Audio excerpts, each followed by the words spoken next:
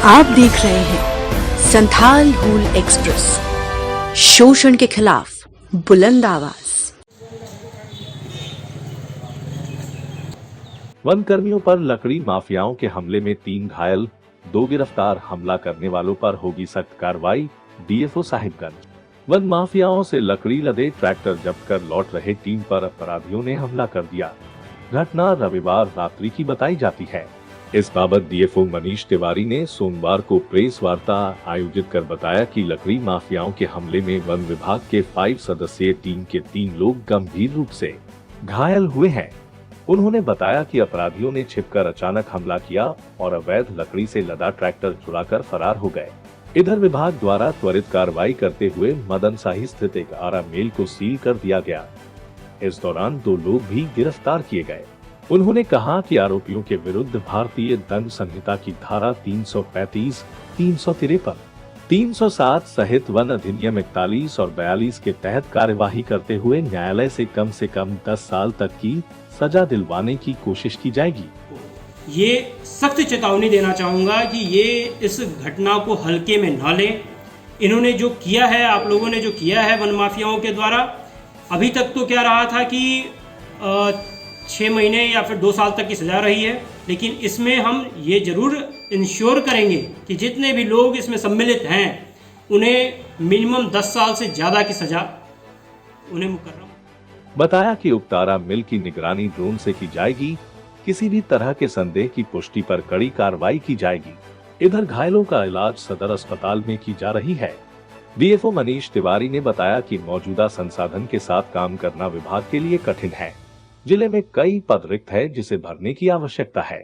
DFO ने बताया कि जंगल में लकड़ी चोरी कर रहे माफिया कई हथियारों से लैस होते हैं, जबकि वन रक्षियों के पास इन कुख्यात अपराधियों से लड़ने और अपने आत्मरक्षा के लिए मात्र एक डंडा होता है।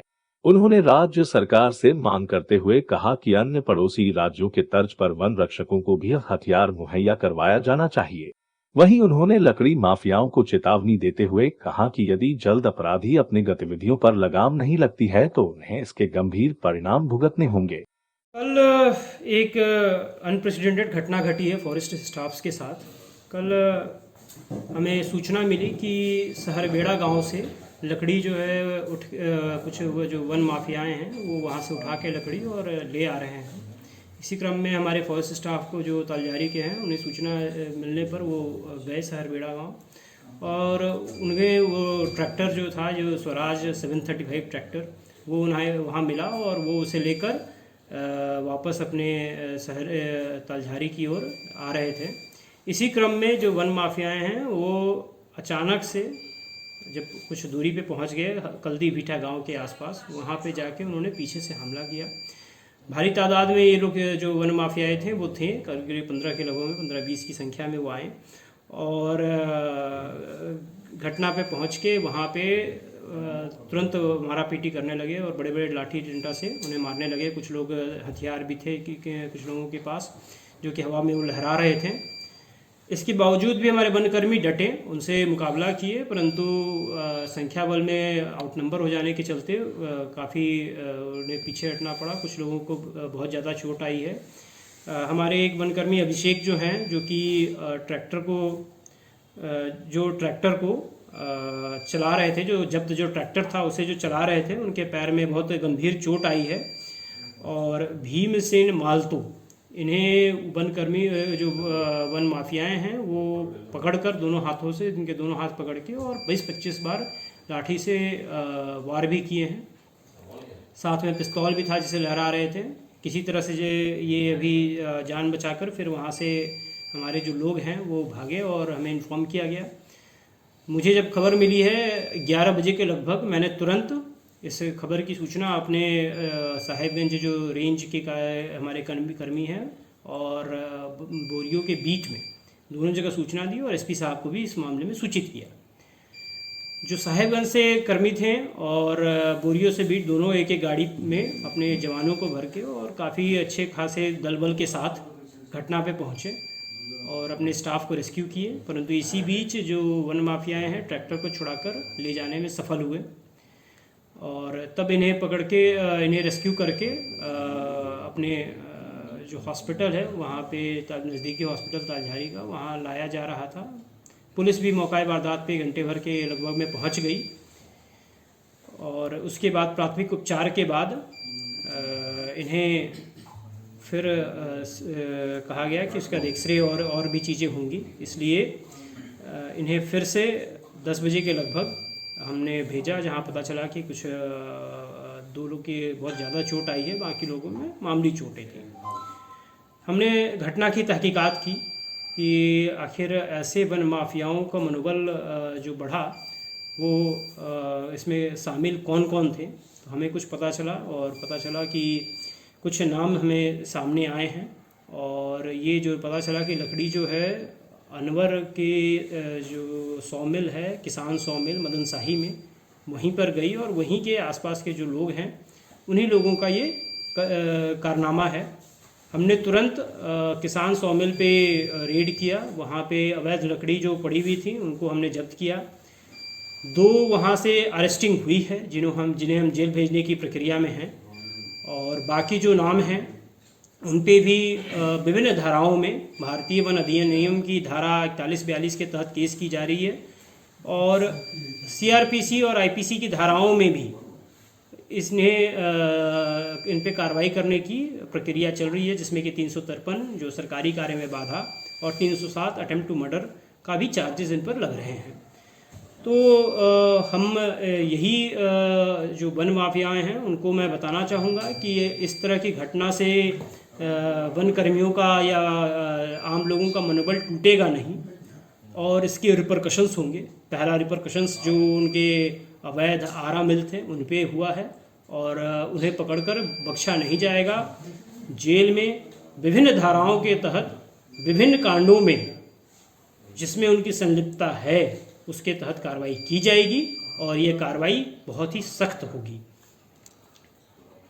वन कर्मियों से ये रहेगा कि वो अपने मनोबल को ऊंचा रखें और वो ऊंचा रखे हुए हैं। पुलिस प्रशासन का भी मैं इसमें सहयोग देना चाहूँगा कि उन्होंने तत्परता के साथ SP साहब ने पुलिस फोर्स को भी भेजा जो कि हमारी सहायता में पहुँची थी। आपसे अपील ये रहेगी, मैं मीडिया के बंधुगण के माध्यम से आम लोगों को ये अपील करूँगा कि आप हमारे वन कर्मियों को सहायता करें। जो भी इस तरह की जब भी सूचना हो हमें सूचना तो दें ही, और इस तरह की जब घटना हो तो हमारे साथ भी रहें, क्योंकि इसी चीज़ पे डिपेंड करेगा कि आपके जो वन के रिसोर्सेस हैं, इतने प्रीसियस रिसोर्स जो हैं और ये जो शुद्ध आबो हवा आपको मिल रही है ये कंटिन्यू करेगी या किस हद तक करेगी, ये हमारे और आपके सहयोग। देखिए, मैन पावर की जो समस्या है वो साहेबगंज वन प्रमंडल के लिए बड़ा ही विकट परिस्थिति है। हमारे पास जैसे मैंने बताया कि गंगा है,